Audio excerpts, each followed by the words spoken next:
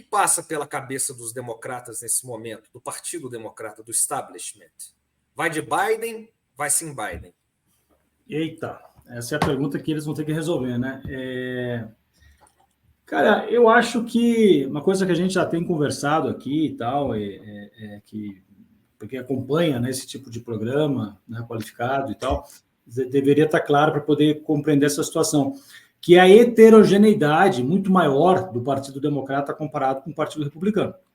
O Partido Democrata ele é quase uma grande frente, né, de vários porque, em primeiro lugar, tem essa amarra muito estrutural da política norte-americana que funciona como se só existissem dois partidos. Existem outras agremiações partidárias, mas na prática é um sistema bipartidário. Inclusive, os termos para se referir à política aqui são esses mesmo, né? Bipartidarismo e tal. Só que o Partido Republicano, ao longo da sua história mais recente, digamos assim, desde o Reagan para cá, ele meio que encontrou uma âncora na sociedade, uns setores mais conservadores, religiosos, e temáticas mais ligadas a isso, pautas de costumes, questões, por exemplo, o público evangélico, não dá para generalizar, sempre há exceções, mas a grande parte, né, do grupo evangélico, assim como conservadores na Igreja Católica também. Mas os setores mais conservadores, culturalmente, moralmente, né, mais ligados geograficamente às cidades menores, ao interior do país, e é muito fiel, muito aguerrido, está muito motivado para essa eleição, com uma lógica muito de vingar a honra do Trump, né, que não foi derrotado, ele não foi perdido, ele foi surrupiado da eleição, de acordo com essa narrativa trumpista, né? Então, estão muito aguerridos para fazer essa vingança, limpar o nome do Trump. E o Partido Democrata é um partido que representa aí, bom, historicamente, ao longo do século XX, desde os anos, até antes, mas desde os anos 30, tinha uma base sindical forte, né? Foi muito importante ao longo, aí na metade do século XX, esse setor. A partir dos anos 60, se abriu mais para populações afro-americanas e desde então, desde os anos 70, também ancorando outras, digamos assim, que eles chamam aqui de minorias étnicas, né? O voto latino, o voto afro-americano, e também os votos, digamos assim, de setores mais progressistas do ponto de vista moral e de costumes, por exemplo, as minorias de gênero, né? Ativistas por pautas mais progressistas, um pouco a questão ambiental. Então, uma grande frente que tem que trazer esses diferentes grupos, e há também forças conservadoras e forças empresariais dentro do Partido Democrata, né?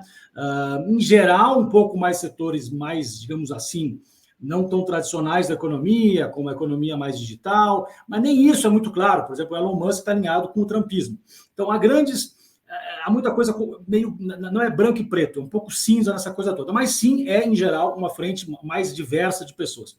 E dentro disso, né, havia já uma certa percepção, desde a eleição, em algum grau, né, de que o Biden deveria ser um presidente de um termo, né, de um mandato.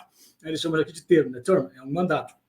Né, porque pela sua idade e também porque ele não é um cara que é tão motivador assim, né? O Biden foi eleito no antitrumpismo para evitar que o Trump continuasse, especialmente, né, aí a reboque da situação terrível que foi da gestão, a má gestão, né, Trump em relação à pandemia do Covid-19.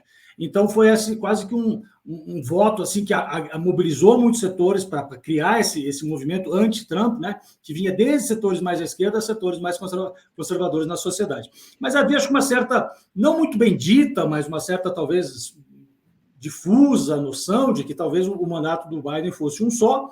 Alguns comentavam, né, na sociedade em geral, não só necessariamente dentro do partido, mas setores mais alinhados a votar, né, para o Partido Democrata, que talvez fosse bom ele já sinalizar, né, talvez para Kamala Harris como vice-presidente ou algum outro candidato. Mas o fato é que isso não ocorreu.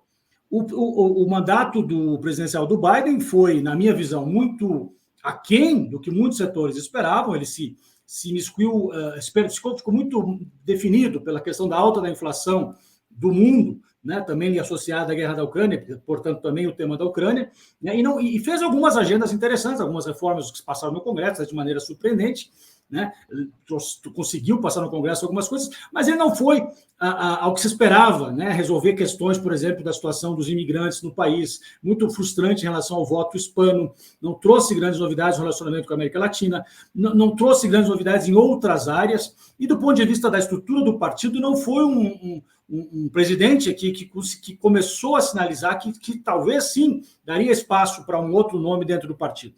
Então, desde o ano passado, essas especulações meio que foram, de fato, sendo suprimidas dentro do partido, e nomes, inclusive, importantes que poderiam talvez ser um nome substituir alguns governadores que agora estão sendo aventados, como da Califórnia, do Michigan, da Pensilvânia, né, e a própria vice-candidata, a vice-presidente, a Kamala Harris, como nomes possíveis, abraçaram, né, o projeto da reeleição do Biden, mais ou menos no final do ano passado, para esse ano como, de novo, né, esse homem experiente, branco, que consegue aglutinar vários setores da sociedade, como o que iria aqui para a reeleição, ou iria para a reeleição, para sim, claramente, estamos falando quase da mesma coisa, né? É o mito do eterno retorno, aqui, a maldição do eterno retorno, uma nova eleição com Biden versus Trump, né? Então, estava indo mais ou menos essa toada. E parece agora, foi revelado nos últimos tempos, que o Biden já vinha, Biden tem mais de 80 anos, né, 80 anos, algo assim, passando a manifestar maior debilidade, tanto física quanto cognitiva. De novo, nada disso é assim, branco ou preto, até porque eu não sou médico de maneira alguma.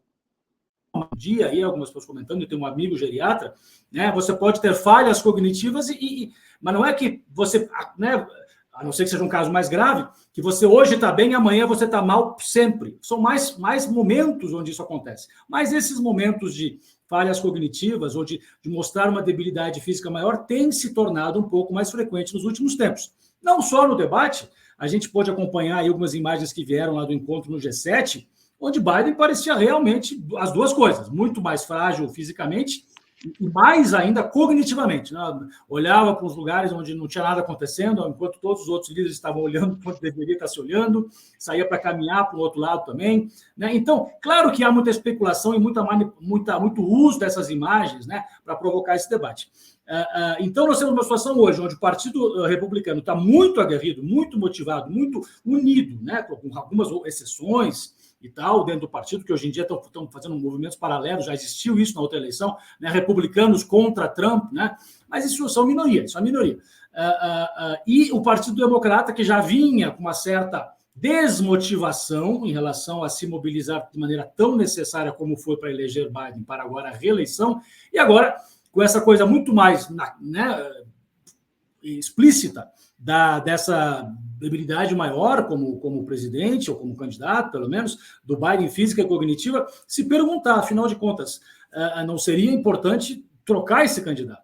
Olha, o Biden já passou por todo o processo das primárias, né, dentro do seu partido, então ele é, do ponto de vista formal, até jurídico, né, o candidato. Tem que haver uma substituição onde algum processo legítimo dentro do partido ocorra, né? O mais fácil seria que ele abrisse mão, né? Ele dissesse, gente, eu realmente não estou tão bem, vamos pegar um outro nome. Dois problemas. Primeiro, não é certo que não há um nome consensual para substituí-lo. Não é certo que o novo nome seja tão forte assim e consensual para enfrentar o Trump, para talvez responder ao que o Biden tem dito nos últimos dias, tentando manter a sua candidatura, de que ele ainda é o único nome capaz, né, de derrotar o Trump. Ninguém tem essa resposta. Se ele é o único nome, ou outro nome seria melhor, isso, em última análise, teria que fazer as duas eleições, uma com o Biden e outra com o outro, né, para poder saber. Isso é impossível. Então, o fato é que há esse dilema dentro do partido, porque não é claro isso que o Biden tem dito, que ele é o único candidato, que ele consegue, que ele está bem, estava doente lá um dia, não é uma questão estrutural, mas que ele ainda é o nome melhor para concorrer contra o Trump, ou se um outro nome poderia, de fato, trazer, né, ser um nome mais forte contra o Trump. Dois pontos finais eu quero ouvir, Fernando. Quem está muito quieto nessa história toda é o Trump, né? O que é muito interessante. E parece, portanto, né, dá para deduzir, talvez, que ele prefere enfrentar o Biden, o que, portanto, dá um pouco a resposta, né, de que talvez o Biden não seja esse nome tão imprescindível para derrotar o Trump. E dois, que, ou seja, um novo nome no partido, você pode não só responder um pouco essas especulações, que inclusive tem desmobilizado doadores de campanhas, que são atores chaves nesse processo todo, são os doadores das campanhas, que são caríssimos aqui, né? Se fala aqui em volta de $1 bilhão para fazer uma campanha presidencial. Você, com um novo nome, se for um nome, claro, bem construído, bem apresentado, que consiga controlar essa narrativa na mídia, remobilizar ou até trazer novos doadores para a campanha. Se isso for ocorrer, teria que ocorrer logo, porque quanto mais cedo você faz isso, mais você tempo tem para construir esse nome, na opinião, na imagem, né, na sociedade, na opinião pública, e também trabalhar com os doadores. Agora, o fato é que não está indo para lado nenhum, né? O Biden continua insistindo que ele é o cara, aumentam pressões, tanto na mídia, né, mais alinhada ao Partido Democrata, classicamente, é o caso mais importante, o New York Times, que argumentou, né, explicitamente no editorial pedindo que o Biden abra a mão, assim como alguns maiores vozes dentro do partido. Nenhum peso pesado no partido, a grande maioria dos políticos do partido se pronunciaram abertamente para que o Biden abra a mão da candidatura.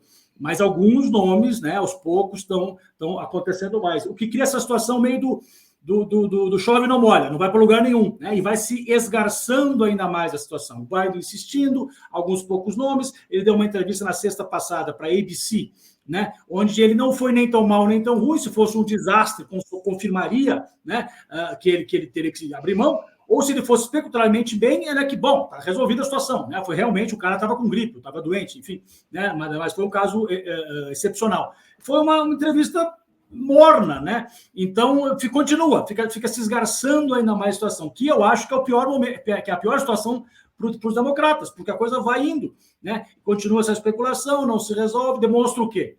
Que o partido está perdido, que não tem liderança, e claro, né, vai esgarçando ainda mais na permanência do nome do Biden, essa noção, né, vai aumentando ainda mais essa noção de que, olha só, o velhinho não está só velhinho, como está perdido, e é um como é que fala isso? Um teimoso, que não abre mão, né? Ou seja, todos os adjetivos que você não quer ter atribuídos a você como candidato à presidência. Você quer ter atribuído a você outras coisas, um visionário, um líder, tem liderança, né? É decisivo. Não, que é um velhinho gaga e teimoso. Isso que você não quer. E começa, né, a se disseminar um pouco essa noção. E também uma frustração que reforça ainda mais essa digamos assim, essa falta de motivação que a base democrata tem para fazer campanha para o Biden, que se reforçou nos últimos tempos, inclusive com a questão lá em Gaza e tudo mais, né? Mas que já vinha, porque não foi primeiro, ele não é um líder carismático grande, né? Nunca motivou muito, por mais, de novo, um pouco aquela concertação para evitar a reeleição do Trump, só que agora voltamos, né? É incrível, parece que a gente está voltando o relógio, né, 4 anos, é mais ou menos isso a situação, o que é surreal. Mas é esse mundo surreal que esse país vive hoje e já tem vivido, eu diria, há um certo tempo.